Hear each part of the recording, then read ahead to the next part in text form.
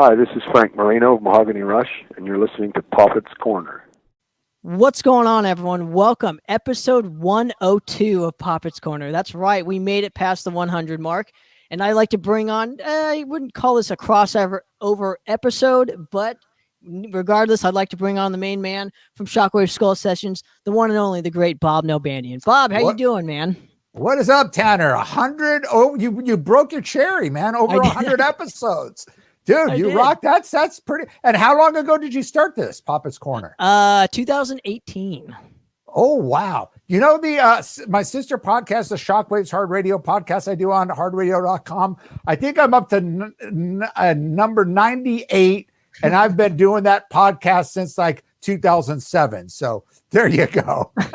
Yeah, but you've been doing a lot more Shockwave Skull Sessions with and everything else. So that one I just put up every month or every other month or just whenever it suits me. So, but it's fun to keep it going and have the both podcasts. And that again is more straight up interviews, and that's all like more classic hard rock and metal. Not really a lot. You know, we'll do some new bands and stuff, but it's mostly in the classic metal vein and just straight up one-on-one interviews. Whereas, as you know, Skull Sessions is more of a discussion type of podcast.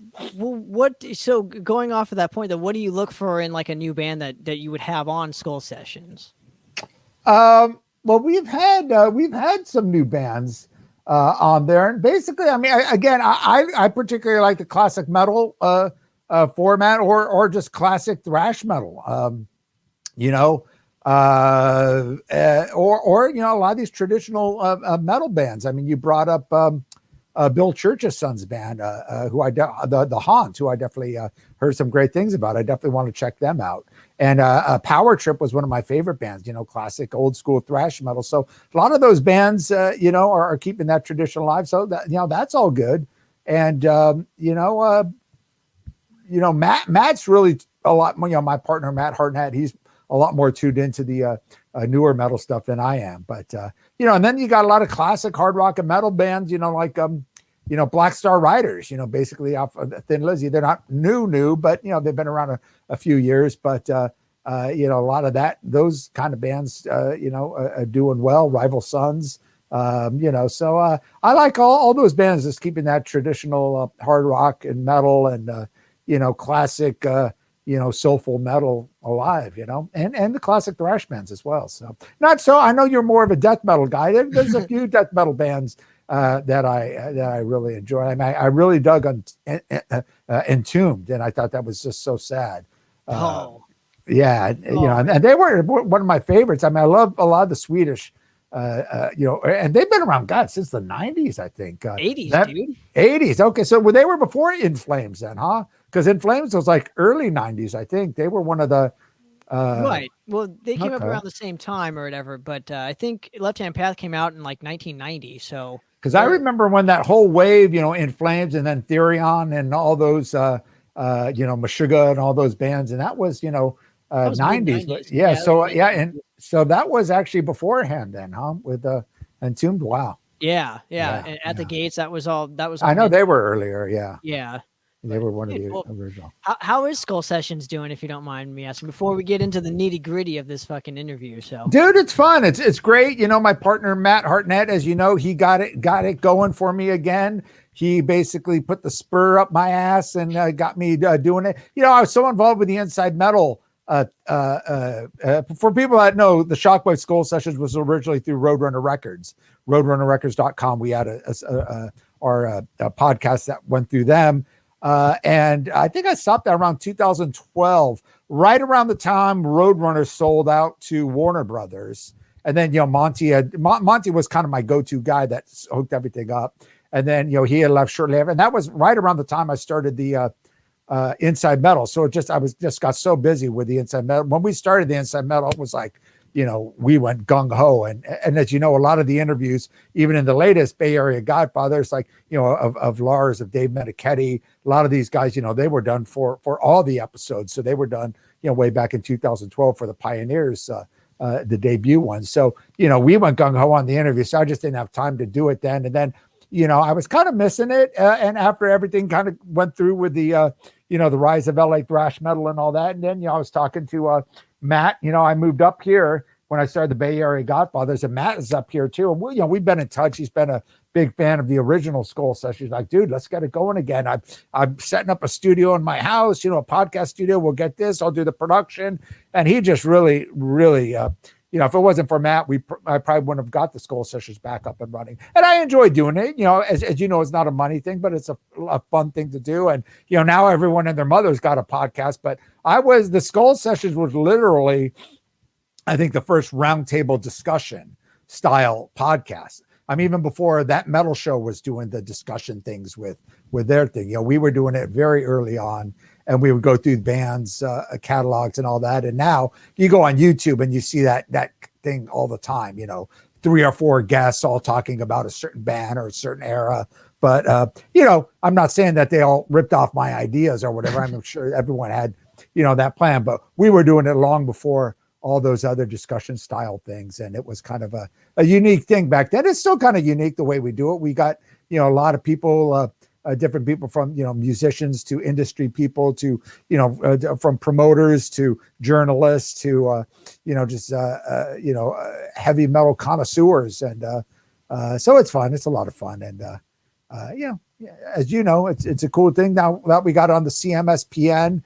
So that alleviates a ton of work for me. Chris Aiken is the master of disaster. He's just kicking ass like a motherfucker. We could cuss on this, right? It's a CMSPN. We could do anything whatever the fuck we want, right, Tanner? That's fucking right, dude. Yeah, no fucking FCC bullshit. So yeah, here I am. I always do all these interviews. I always have to watch what I say, but I'm going, holy fuck, this is for the CMSPN. So fuck you. It's not like anybody's listening. Right. But right on. So I have to ask you, because there's one particular episode that I can't, I always go back. I just enjoy it so much from your specific, I don't know, catalog. And that's this T Radio V episode with Nader. Oh, that was a fun one. Veronica. And that had a Chris and you. Yeah, Chris. Dude, that hurt. People thought I was faking that. You can see me. I'm like, whoa, she put it all her mind on that thing. She was messing around. That was fun. It's always fun to have a Nader's hilarious. And she's great. She drove up. Veronica drove up from Arizona. So we spent the whole day hanging out together and went out to dinner, and her and her friend. And I think Bill Matoyer even joined us after, and she's a blast. I haven't talked to her in a while, and I know she was going through some issues. I know her husband had passed away not long ago, and I don't know if she's still doing music or not. But hopefully she's a fantastic singer. But yeah, that was a fun episode. And then, we try to make those a lot of fun. It was totally unexpected. We just got them on, and I kind of said, hey, I'm going to get Neely and Chris on just as a surprise, because they're, both good friends with Veronica and Nader. And right. Yeah, that was a cool episode. That's funny. Funny you mentioned that one. Well, that's I just, if I need a laugh or a good time hanging with Bob and Chris, and I go to that episode for some reason, just because I don't know, I maybe I'm enjoying London's music a lot more now that I'm more familiar with them, so I enjoy anything Nader when it comes to his interviews. I think he's a great dude, man. He's awesome. I remember seeing him. They did this big thing at LA by LAX at a hotel there. And it got no notoriety or press or anything, but it was like a big autograph party at one of the convention centers. And Nader was there, and Lou Graham from Foreigner. And afterwards, they all got a big jam.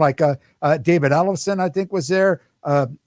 Jim Dandy from Black Oak, Arkansas. Dick Wagner from Alice Cooper's band, and played on all the early Aerosmith records. He had passed away not soon after that. I actually got one of the last interviews with him there, and all these people got up and did this killer jam afterwards. And so many more people I can't remember, but I hung out with Nader all day there and stuff. It was a lot of fun. He's a great dude. But those T Radio V episodes were a lot of fun. I'm hoping we could get something like this going. But we had the killer studio. It was right in Hollywood, super professional. And Mike Zeno, a great dude. I'm just it was a tough thing to get started. This was before the big YouTube craze with all the podcasts, and he had a certain channel. He didn't want to go through YouTube. It was all through, tradiov.com, which a lot of people, well, what was it? T radio? What? How do you spell that? What do you know? So it was one of those things, but it was a cool thing. I mean, they had a lot of people that had shows on there. What's your name? Dave Navarro had a show on there. Michael DeBars had a great show, interviewed like Gene Simmons and the Miami Vice dude that he with Don Johnson and all the Martha Quinn. I mean, he had some great interviews. I think Ricky Rackman had a show. Yeah, Andy Dick had a show on there. I mean, all sorts of that dude that used to do Blind Date. I can't remember his name. He had a show on there. Mary Carey and and of course Jasmine St. Clair was my co-host on a lot of those episodes. She's great. I think she on that one with I don't know if she was on that one with Nader. No, okay, I think she came out shortly after, but. Yeah, she's always a lot of fun. So yeah, it was a fun show, so it's too bad that, that didn't take off. But anyway, well, I mean, we got those episodes. Right? We're going to start putting those up on some of the archive episodes. I gave all those to Chris. So, so all you guys that are wondering what we're talking about, I think I just do them up on YouTube just to have Chris, take them. But we're going to, you can find on the Bob Nalbandian YouTube channel. But we're going to have them up on the cmspn.com as archive episodes. Some of them, whenever I can't wait. I mean, I go on the archives on just to watch literally like some episodes just like that. But yeah, I would that'd be a good guest to get on the show. I should reach out and see if I can get Nader on the show. You should. I think he's still living in Mexico. If I'm not mistaken. Is he now? Yeah. I thought he was in Vegas for the longest time. He was in Vegas for a while, and then he moved out to Mexico. A lot of people, my friend and co-producer, Joe Floyd from the band Warrior, one of the greatest LA metal bands ever. He's got a place in Rosarita too. And he says he's invited me down. I just haven't had a chance to come out there, but he's got a guitar shop too. So he goes back and forth. He's got it off La Cienega in LA. He's got the Electrophone guitars, which is just taken off.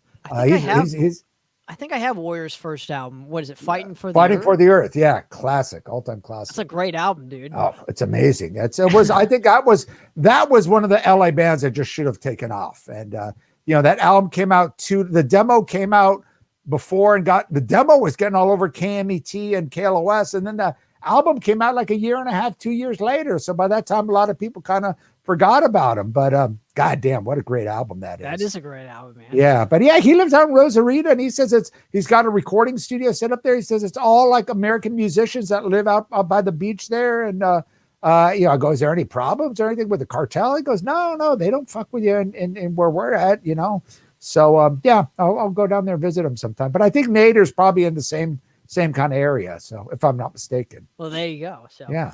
Hopefully he's listening. But so how obviously the main reason why we got you on here today, I do want to talk to you about the new Bay Area Godfathers documentary that came out, or that's coming out, I should say. I got the pre-screening, so it's already out for me. Well, we got part one has been out. Right, but part two is what we're discussing here or whatever. So there you go. I figured, I wanted to bring you on and talk a little bit about this one.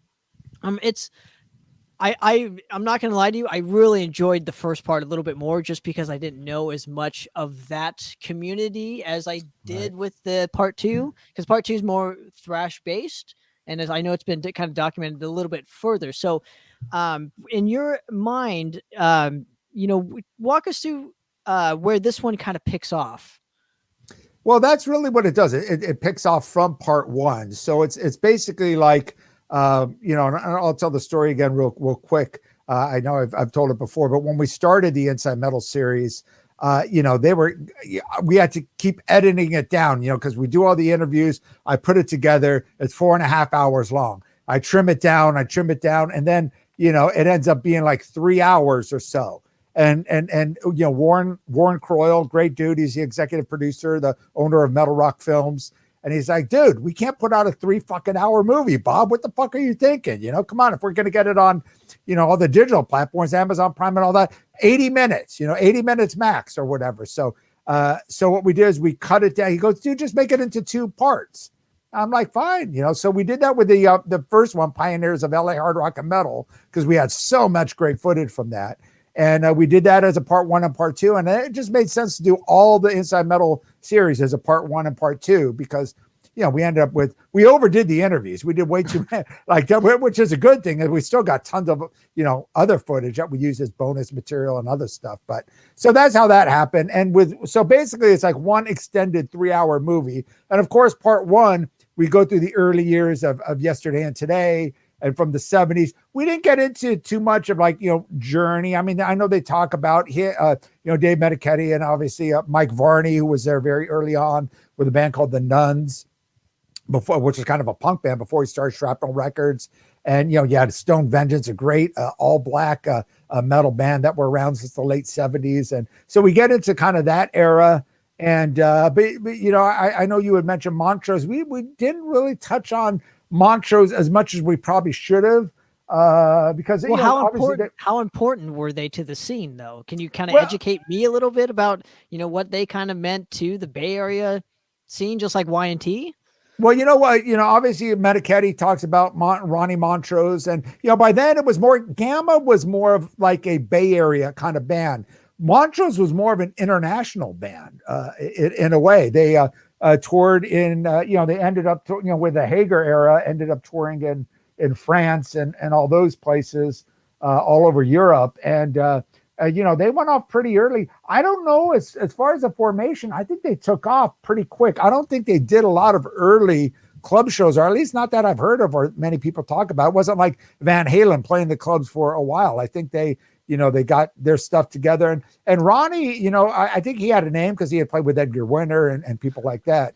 And so when they had that first debut album, which is an absolute classic, all-time classic, and it's just sad because from there they just kind of went down. Paper Money, obviously I've Got the Fire, which is one of their greatest tunes. And, so Space Jay's Sacrifice, I love that tune. And the song Paper Money it's got a few good songs, but not nearly enough. And then Hager left and went solo. So Hager is more known as a Bay Area guy because he was all about, playing the Bay Area scene and doing a lot of stuff out there, as a solo artist. So people talk more about Hager, and they mentioned Eddie Money. He was kind of a hard rocker back in the early days. Love me some Eddie Money. Yeah. I mean, the early stuff was pretty heavy. 2 Tickets to Paradise and all that from the first song. It's a rockin' tune. But too, man. Yeah. Then another band that wasn't really mentioned was the Tubes, who were fucking that first White Punks on Dope is an absolute epic all-time classic song. Just a fucking brilliant song, and they were all Bay Area band, and they weren't mentioned that much. So again, we kind of go by what the artists say, and we kind of we want to kind of make it into hard rock and metal, and the Tubes absolutely were a hard rock and metal band back on that first album, or at least they were like Queen, very diverse. And of course in the 80s it got into more the new wave thing, kind of Talk to Me Later and all those kind of songs. They hopped on the MTV kind of new wave bandwagon, but that first album, they had a lot of diversity in it. But White Punks on Dope, to me that's a heavy metal classic. Absolutely, man. Yeah. Well, I mean, but the Tubes are mentioned obviously in another killer documentary that you did called Band versus Brand. I know, we interviewed Fee Wable. Yes, it was actually Ace and East from Reality Check TV. The great thing about when we put that one together is we did. That was done rather quickly. We did that through Cleopatra. We did most of the interviews at the NAMM show, did some interviews in Vegas with, like Frank Domino and Mike Varney and a few others. And we had a lot together and we were going to put it together. And then, Ace and Danny said, hey, I've got a lot of footage that fits right in, so he had stuff with Venom, both camps of Venom, because they talk about the name Venom and Venom Inc. And then, Fee Wable talks about the Tubes. They've reformed without him.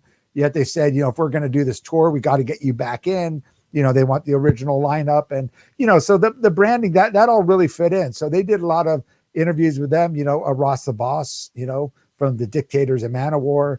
And those all fit in really well. So it actually really helped to the flow. So, again, I got to give the guys in Reality Check TV mega props for the Bay Area Godfathers, all the great video footage they contribute. Of course, Danny Shipman did a fantastic job editing, and he's my co-producer on this title, and Hugh as well did the master edits, and the Band vs. Brand as well. They did the same, and we worked on a movie I was involved with. It was kind of a documentary on the porn business. I kind of put it together. I was like a silent producer, so to speak. It was called Underbelly, and they did a great job on that as well. So yeah, big props to the Reality Check TV people. Well, I think Band versus Brand still is my favorite Bob or Inside Metal series. Really? That series. Yeah, it's actually not a part of Inside Metal, just so you know. That's a complete separate one. Yeah.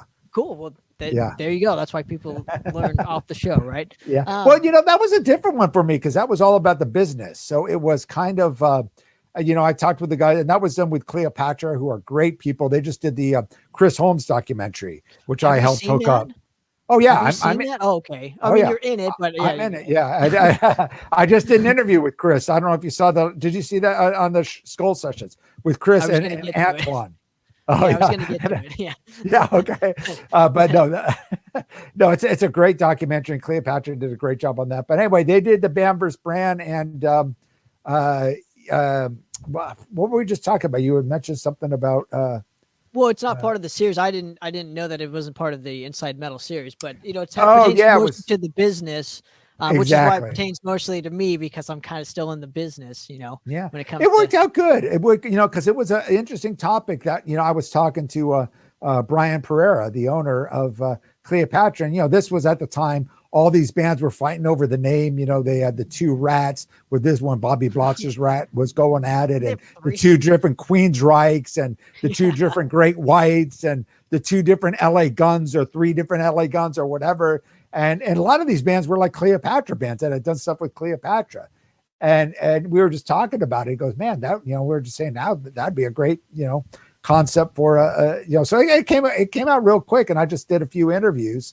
And a lot of people really love that. It's kind of different for me because it wasn't fan based like it was in a sense, but it was more on the business aspect. And I thought let's do some educational for the artists that are coming out. And a lot of people don't realize how important trademarks are and branding the name, having the ownership of the name. Especially of bands that have a 30+ year career. You talk about Skinner, all these different bands that are, fighting over the name, and then they have, the estate goes to the spouses and to this and that. And sometimes because the bands didn't trade, the actual musicians didn't trademark the names, it could be a wife of one of the deceased band members that has control over the band, So it's artists really, if you're an artist out there, you definitely need to watch that movie, and not just because I directed it, but it's a really educational movie, and it'll give you a lot of insight of, publishing, copyrights, trademarks, and just the whole business aspect of having control of your art. Basically, you want basic, control. If you have, a lot of these bands, they talk about even the one-hit wonders that still could go out on tour, 30, 40 years later off that one hit. If you don't own the name or the rights to those songs, or, if they want to do it as a commercial or whatever, a TV commercial or a movie soundtrack, I mean, that could be huge money. So it's an important thing for artists to know. Absolutely. I mean, I trademarked Madras years ago, like almost 6-7 years ago at this point. So, but that was important to me. Nobody else got it. And I'm glad to see that, like, there's a documentary proving my theory on like why you need to own your own shit. So, yeah. I mean, most people think, we're not going to, we're at this club level, but if you take off, and, not saying that, a lot of, the percentage of bands that do take off obviously is very slim, especially in this day and age. It's to take off on a really huge level, but who knows if some major artist redoes your song, or if, you look at, I mean, I remember working at Bizarre Straight Records with Herb Cohen, and, Screaming Jay Hawkins had, the song "I Put a Spell on You," and then, Creedence redoes the song, and then Marilyn Manson redoes the song. So, it's important to own that publishing. And I think Herb Cohen had a good percentage in that back in the day, but that's an important thing. You gotta publishing, because you never know. You could do a song, back in the late 50s when that was, and then, it gets recorded by, Marilyn Manson some 30, 40 years later. So yeah, absolutely. I'm agreeing. I mean, and that documentary also, taught me, how important it is kind of to treat like, ex bandmates or bandmates too, because so, communication. So people aren't like fighting over fucking peanuts as I call it. absolutely. Yeah. It's not Well, worth that's it. what I still never get. I mean, I understand maybe, I've toured with certain bands, but not, touring in a band 24/7. I can understand it is like a marriage, with wives and divorces and, so you're going to get in fights and feuds, but when it comes to business, get that taken care of before everything. So if it does come down to, splitting up, that you're clear on who gets a percentage of what, because if you're not, it's going to go to the other person, or like I said, their wife or their girlfriend or the manager or the label, whoever is in control. So you got to work all that business stuff out in the beginning. Well, let me educate fellow musicians out there too. So like, I'll give you an example. So our last record, right? Before the record even came out, I had already done all the publishing for it. So I do it before it comes out. So that way, once it's out, it's out. You know what I mean? Right. So like when I did Charting the Rotting Earth, I made sure to do all the publishing and go on BMI and register it on there and who gets what and who gets what beforehand, so that I'm taken care of. My guys are taken care of, whoever wrote the songs and whatnot. And that's the way it should go, at least in my opinion, because once it's out there, I don't want some random fuck to try and steal what's mine and not theirs. So especially now more than ever, because with the streaming, because before it comes out, if it leaks and it goes on the internet before you put it out officially, which happens a lot, you send out an advance or whatever, it gets leaked on the internet, and by then it's too late. It's out everywhere. And if somebody takes it and you haven't copyrighted the songs, not copywritten. A lot of people say copywritten. The correct word is copyrighted, because it's a right. It's not like you're writing something. It's an actual right. I have the right to rock, as Ron Keel would say, but everyone says copywritten, but the correct term, I'm giving you guys all education, is copyrighted, even though it sounds weird. That's the correct term. Yeah. But anyway, that's important to do. You were smart by doing it before it got released, because a lot of people figure, I'll do it when the record comes out, and do it. But no way. Yeah. No. Yeah. I'm a bit of a hard ass when it comes to that stuff. So, but I'm educating my fellow guys. Anybody listening in, that's the way you should do it. And obviously Bob agrees. So there you go. Now let's go back to the Bay Area Godfathers Part 2. We've talked about, a little bit. Part 1, it like I said, I'm more of a fan of the Part 1 series, just because I didn't know half that shit. Right. With the Part 2 though, let's educate some folks here. So this picks off basically at like, I don't know, 85, 86, when like all the thrash bands are like booming. They're just now starting to release records and all this other stuff. And, for you, because there's so many great Bay Area bands, like how do you even start with this? Where do you start? Again, we didn't want to do it just on thrash. And that's why we covered, bands like Vane and bands a lot of people might not have heard of, like Head On and Roadrunner and, Le Mans and Cacophony. We got Jason Becker in there, which was just absolutely fabulous. That, many thanks to his mother, Pat Becker, and Michael Brandvold for helping to set that up. We got Leather Leone. So it's not just, based on thrash metal. And we wanted that. And again, with the help of my co-producer, John Stranansky. See, when I started this, the LA, I grew up in LA, as many people probably know. And I grew up on that scene, the early 80s. I missed the Starwood. I was too young for the Starwood, but that all fascinated me. But I had seen all those bands, Snow and Smile and A La Carte. They were the Huntington Beach band. So when I was 15, 16, I was seeing them at the Woodstock and the Golden Bear and all, when they would come down to Orange County. So I saw a lot of those bands and I remember that whole scene. So, I grew up in the LA stuff. So between myself and Joe Floyd, who was a co-producer and did all the filming, and then Carl Alvarez, who came on board, who was a tremendous help on the LA episodes. He filmed a lot and he did a lot of the interviews with me. I knew doing the Bay Area stuff, I needed to get some legit Bay Area people. I knew all about the Bay Area, even in LA, because I had the pen pals, the Ron Quintanas, and John Stranansky was an early pen pal, and all these people. So we traded demos, and I knew, pretty much about a lot of those bands, even from, 1980 on, and, the early Yesterday and Today albums I had. So I knew enough about it, but I wanted to get the people that had the ins with these artists. So John Stranansky was an obvious choice. He grew up in a Monterey area, came out to California in 77. So, and he and his partner, Bill Hale, who now lives in Hawaii, great photographer, did some great photo books on Metallica and Megadeth. They were up in San Francisco doing the Stone and going to all these shows all the time. So they knew all these guys. And he had his magazine called Metal Rendezvous, which was a huge magazine in the Bay Area. So he was an obvious choice. And then, of course, Danny Shipman and Hugh and Ace from Reality Check TV.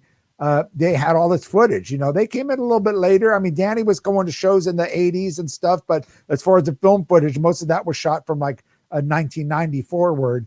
But they had all this great footage of these bands. So, I wanted to get them involved. So both Danny and John Stranansky are co-producers on this with me. And they got me the contacts with a lot of these guys, the Stone Vengeance, the,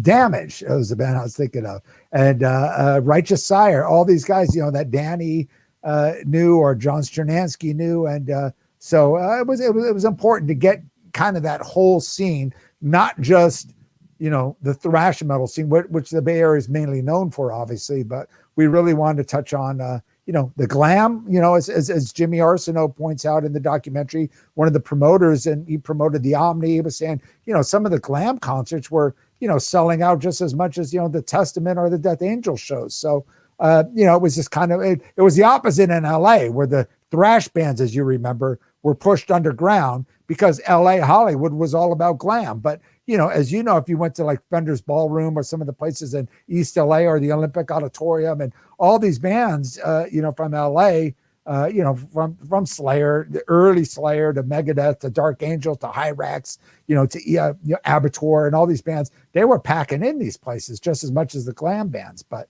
again, with all the Inside Metal episodes, we want to get the whole spectrum of LA hard rock and metal, so, or the Bay Area hard rock and metal for these. Absolutely.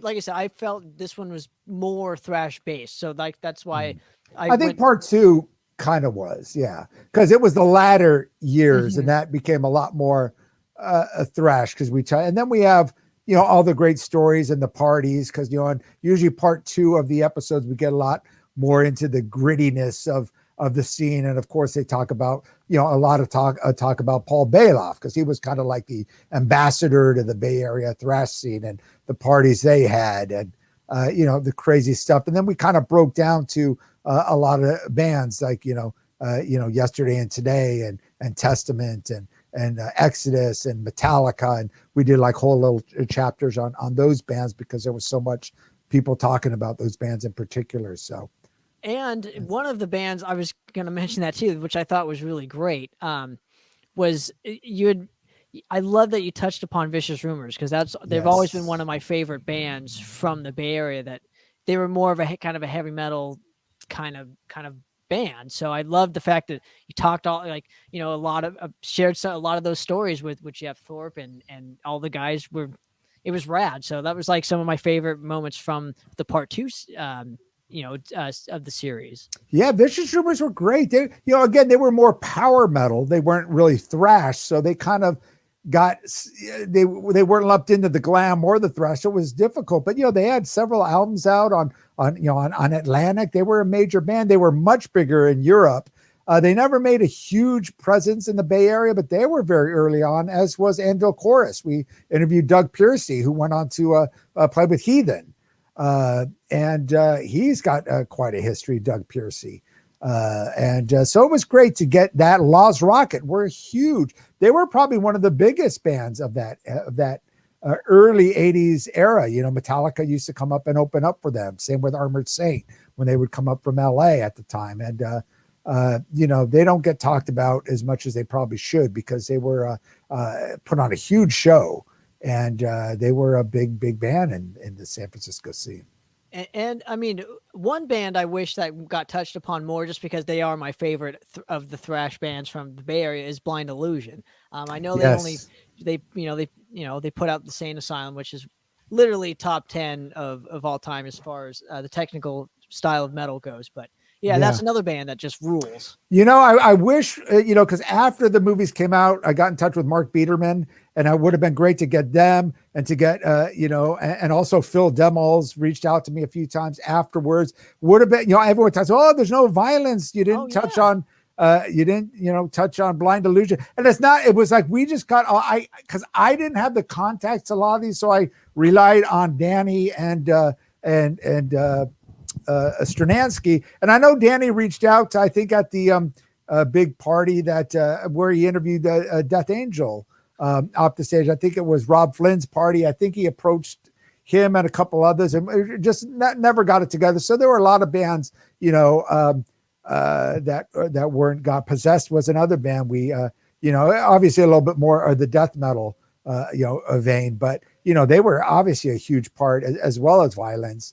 Unfortunately, we did get Forbidden. We got Craig, because I knew Craig really, and it always comes to the point where I think afterwards Danny was talking about, oh, we could get Sean from Violence. It's like, dude, we're already editing. We can't go back. It's kind of like, because we had to, you end up getting so many interviews, totally, and you can only do so many. And we wanted to do it a balance, so we didn't want too much thrash.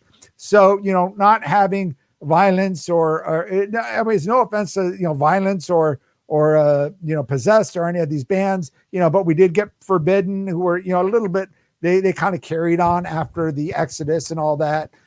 So we wanted to just kind of touch on the scene. So it's no offense to if the bands were in contact. We did try to reach out to as many people as possible. Some people we just didn't have the context. And like I said, some people, came to us afterwards and they go, man, I really love the movie. I would love to have been a part of it. It's like, oh, fuck, I wish we knew beforehand your content. So, well, you only can do so much, right? I'm just trying to mention them on this show, this episode, to give them some love, because those bands rule. No, I'm glad you. Well, there's obviously about Murder in the Front Row, which come out right around the same time. Actually, we should probably come out beforehand, but when we had it done, but it just took so long to get. And I'll talk about part 2 what the delay is there. But Murder in the Front Row touched obviously a lot more on the thrash scene. Pretty much primarily it was on Bay Area thrash. So that was another thing too. I told Danny, a lot of these bands are in Murder in the Front Row. Yeah. And we wanted to kind of give it that equal. We wanted to get the Veins and the Head-Ons, the glam bands, the Vicious Rumors, and the thrash bands, the Roadrunner, and those the power metal bands. And of course we wanted to get just the more progressive bands. It would have been great to get Blind Illusion, but we did get Anvil Chorus, and I believe Doug did some stuff with Blind Illusion too. Or he's in Blind Illusion now. Okay, yeah. So so we could say we got them in since Doug's in. Well, I think but Piercy's story is very interesting, because he recorded a lot of bands. He was a producer. Demos of like Legacy, and I think he did a Blind Illusion demo. I think he did Violence. So he's done like a lot of recordings. And he talks about working with Heathen with Paul Bailoff. Paul Bailoff. When Bailoff joined Heathen for a short time, and he said it was a little bit frustrating trying to get Paul in the studio, because the guy's just amazing live, but in the studio was a little difficult. But he's definitely got a name, really talented guy, and he was one of the first kind of Guitar Hero guys, and they that was when Yngwie first jammed in. And in fact, Doug talks about the story when Yngwie, I think it was when he was just joined Steeler, because that was through Mike Varney, a Bay Area guy who brought Yngwie over. And the first time Yngwie jammed was actually with the guys in not Blind Illusion.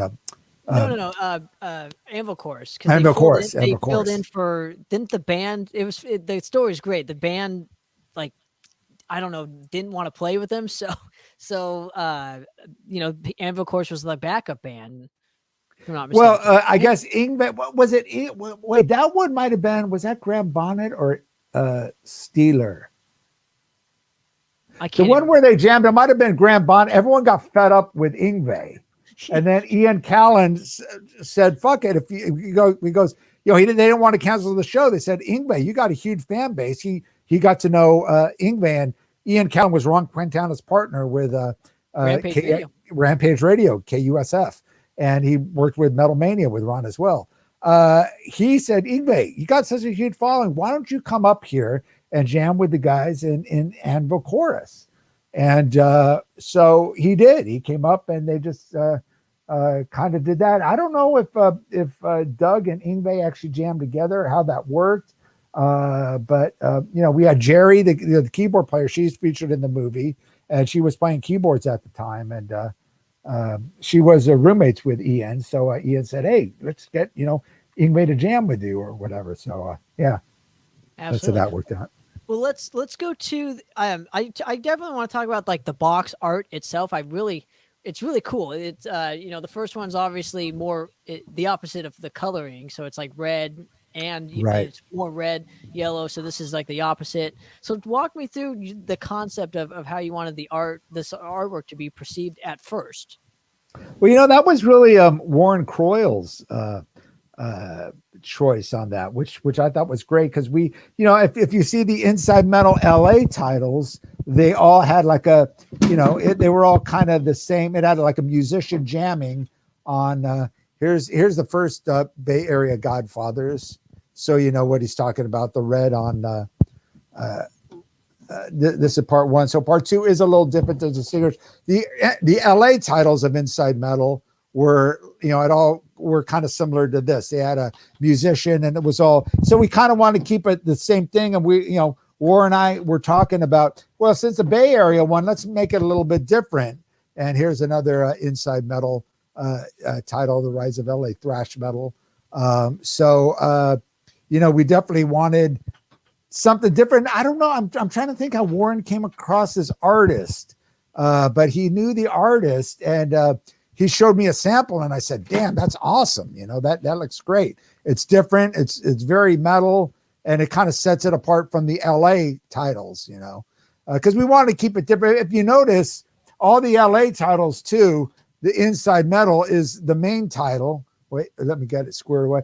Inside Metal, and then, the subtitle is Rise of LA Thrash Metal too. On this one, you can point up here, it says Inside Metal presents Bay Area Godfathers, Bay Area Godfathers 2. So we kind of wanted the main title to be, since most people look it up like that, it is part of the Inside Metal series. So, this just made more sense. I thought it was a great move.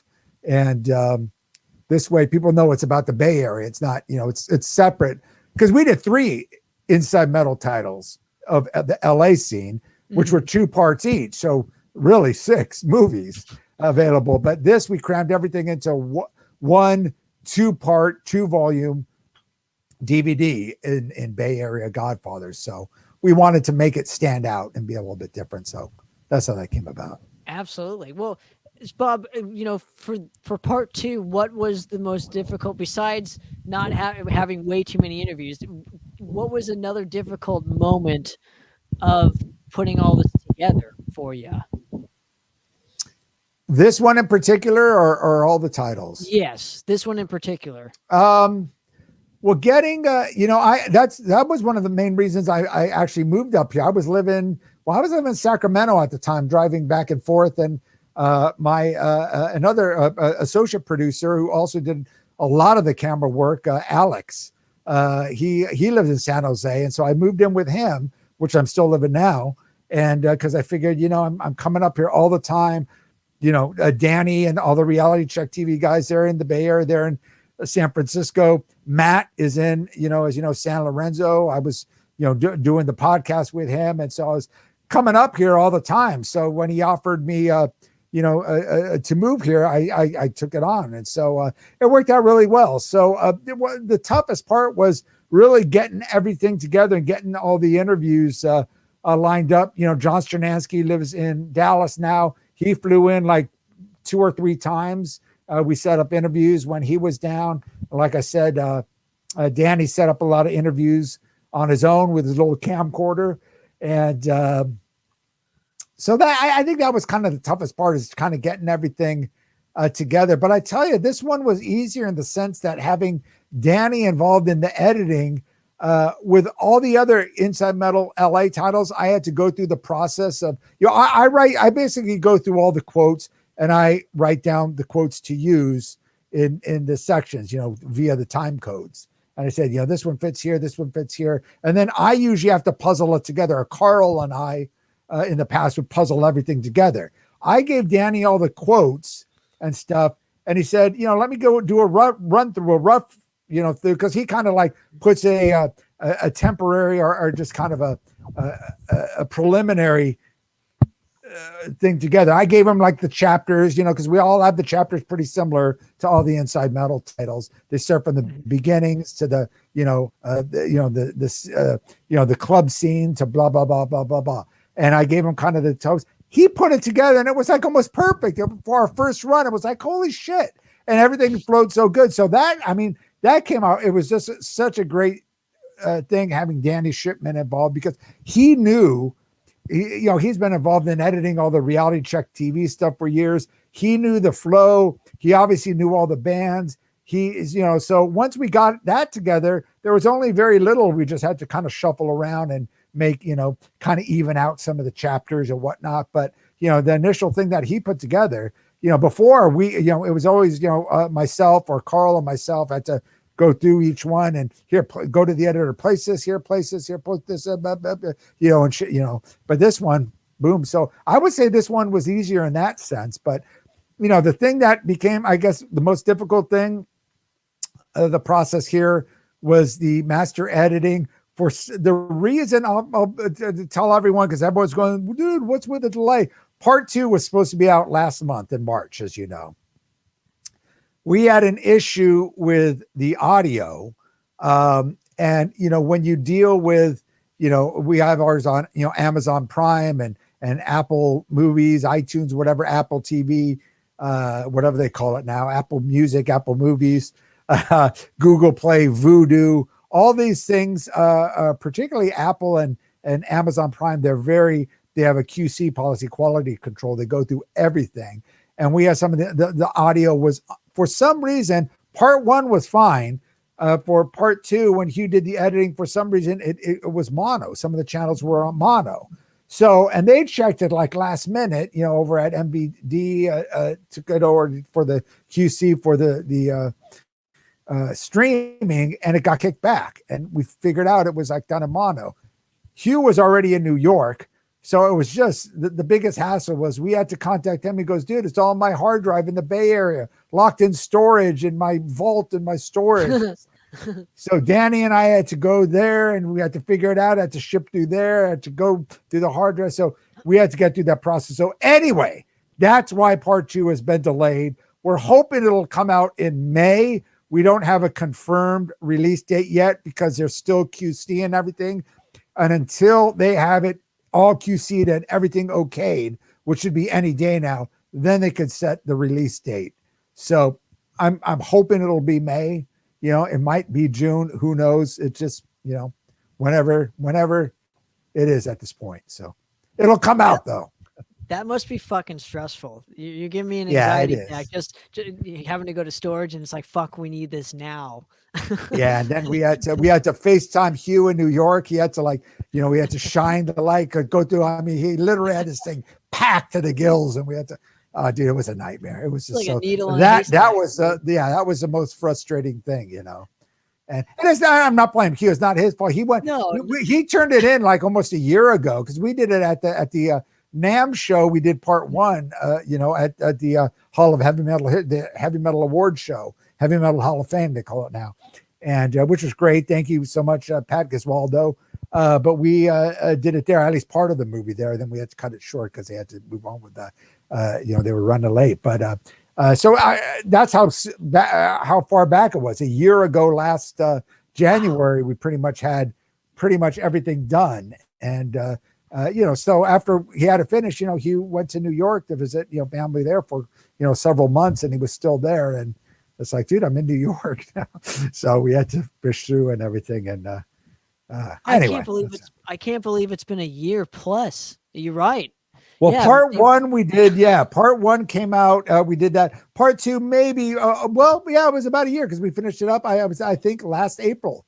Part two yeah, was all finished up and everything. Yeah. So, what I'm just saying, I can't believe that NAMM was. Yeah, it's almost. It's like a year and a half crazy. ago.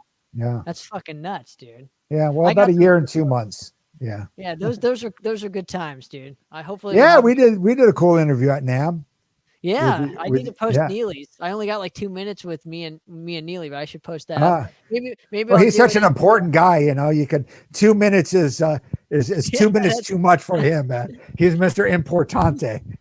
Maybe I'll put that as maybe we'll post that as like a bonus material for the people that do the subscribe star, because and thanks everyone for doing that for us. Yeah. Just post it as a cutting room floor bullshit episode. Yeah, well, people like that stuff, especially no, with the people, supporting the channel and the cmspn.com. So no, thank you guys. I'm just fucking with them, obviously, but yeah, that would be good on the CMSPN, because that's something Matt and we talked about, doing some stuff for the subscribe stars. So we are going to talk about doing some bonus episodes and some cool, fun stuff. So we just did earlier today, since we didn't have a episode to post for tonight. In fact, it should be going up tonight. Should be up tonight. Yeah, now. Midnight. I think it gets posted. We just him and I just did a as we call a filler episode, and we just kind of ran through. But basically, we talked about everything that's going on with the CMSPN and gave everyone like an update on all the stuff. Talked about your podcast, obviously, and joining the family, and just kind of, which is always good to do. And we're going to kind of do that more or less for the bonus material too, and do some fun stuff, where it's just, us fucking around or whatever. Yeah, I love being on this platform. I don't know I can't speak for everybody else on this, but it's, minus the putting up episode after episode stuff, which I'm still learning how to do, but it's awesome. I'm it's funny. We're learning like web work, and I know this is like really boring for people listening in, but that shit's hard. The behind the scenes. That's why I have Matt deal with all that shit. Matt, that's what's great about having Matt and Chris. Having Chris on board with the CMSPN. I can't say enough great things about Chris Aiken and his knowledge of tech knowledge. And obviously he builds websites for a living and stuff. And he just knows, between that, the heavy metal television, and now the CMS radio, which they stole from Shockwaves Skullsessions, Shockwaves radio, which is totally fine, because we never really got that off the ground. Matt, I kept talking about it. And then Chris came in. He's like, just gun the hoe on everything. Like, let's do this, and make it. So, we just kind of had it. We never really properly launched it. So now we're going to do the proper launch for CMS radio. I think, in the next couple of weeks, as well as heavy metal television, we'll do a proper launch. Because right now they're still kind of working the bugs out with the heavy metal television, but we're going to do a proper launch for all that in the upcoming weeks. So yeah, it'll be all good. I don't know how that man sleeps. That's all I'm going to say about that. So yeah, he's a workaholic. Yeah, it's great. Sure. I mean, huge shout out to Chris for all that he's done for all. Fuck that guy, fucking Chris. Fucking piece of shit. Well, fuck him. Bob, I want to thank you, sir, so much for coming on the show and hanging with me and promoting the Bay Area Godfathers. Now, where can people find the Bay Area Godfathers? I know it's up for pre-orders on Amazon and whatnot. Yes, it is up for pre-orders. So for those, I just explained the delay. If you do pre-order, you will be the first to receive it. You can pre-order it on DVD. Through Amazon, Amazon.com, I believe also, BestBuy.com, Walmart.com, anywhere that sells DVDs, support your local record store. There's some great, local record stores. I know a lot of, Rasputin and, Amina. Is Bionic still around? Mm-hmm. Amoeba.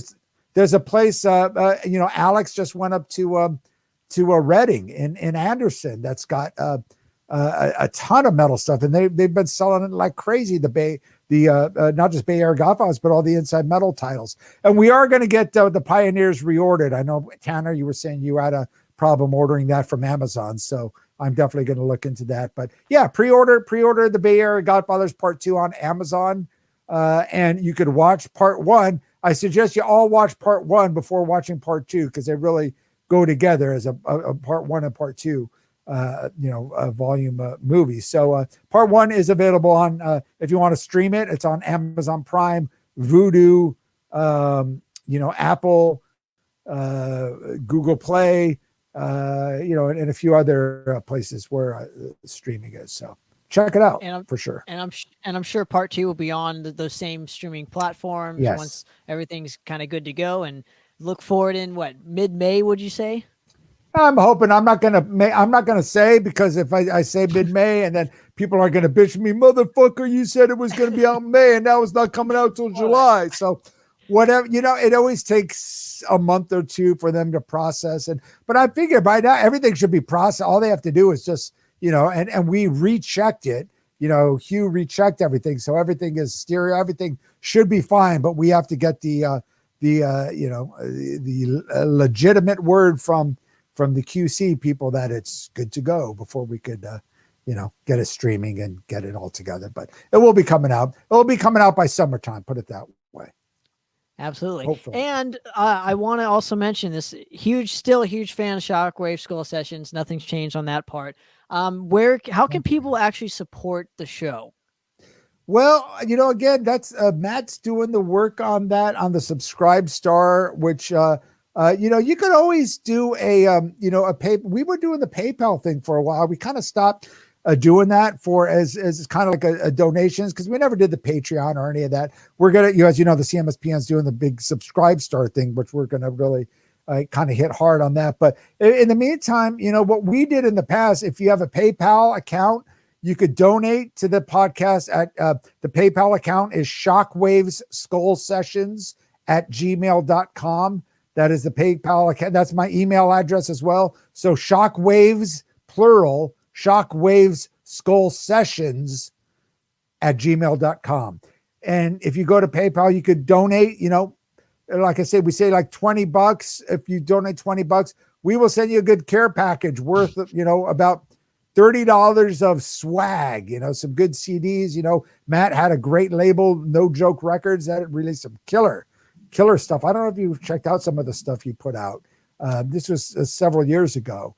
But, I have. It's more hardcore based. It's more like a New York hardcore. Yeah. A lot of New York hardcore kind of stuff. But and then I throw on a bunch of different swag and stuff. So you'll get your money's worth for that. We'll send you a little something for the donation. But yeah, definitely please donate. That definitely helps. Any little bit helps. And like we said beforehand, all the money right now we're just putting back into the network here. So because we want to improve everything, and it does cost money to run this thing too. And especially to get the CMS radio going, because Matt, he has to pay for the all the licensing through ASCAP and BMI to make it legit. So all that stuff does. So anything you put into it goes back into the show, just so you know. So please do, if you can afford to float $10-20, whatever it takes.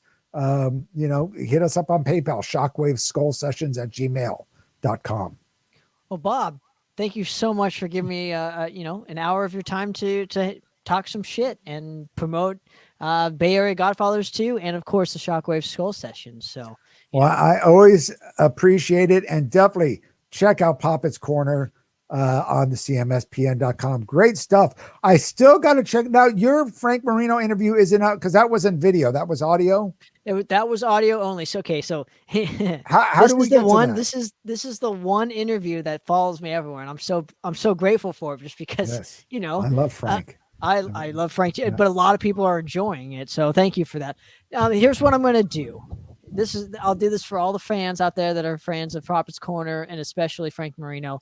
I will do an archives episode. So how about this? I'll put it up in a couple weeks, and or maybe I'll put it as a Subscribe Star only, just to, I don't know, maybe put it up there. And even if it's audio only, like we did, because we did the 10 years after, we went through the whole 10 years after catalog with Rick Lee, the founding drummer, who still plays with them today, and Monty Connor was involved, David Tedds, and Mark Bonilla, who played with Keith Emerson and Glenn Hughes, a bunch of people. A great guy. And they're all huge 10 years after fans. So we went through but Monty doesn't like to be filmed, and Dave Tedds didn't have the capability so we did that as as an audio only. only, but we just put the album covers up and we put some photos up. So you could do the same thing with Frank Marino. Yeah. Well, put all the catalog albums. Yeah, there you go. I already have the video pretty much good to go. But yeah, I will do that just for you, Bob, and everybody wondering what's going on with the Frank Marino interview. I think people will enjoy it. Yeah, Frank's such a cool dude.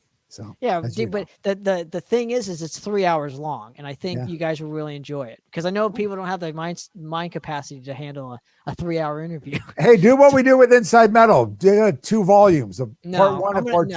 Hell no. I'm just you want the whole thing, I'll give it to you. So there you go. But Bob Nalbandian, dude, thanks so much for coming on. Hopefully we can do this again soon, man. And definitely people check out Madras too. Give the info on the new album. Or the latest album. NoLifeToMetalRecords.com. You can pick up our first album just got reissued on vinyl and CD. So make sure to go check it out. Thanks, Bob. I appreciate it. So you got to promote yourself, dude. Leave it up to me to promote your band. I do it subtly. But yeah, another episode of Poppitt's Corner. I'm out of here, guys. All right. Cheers.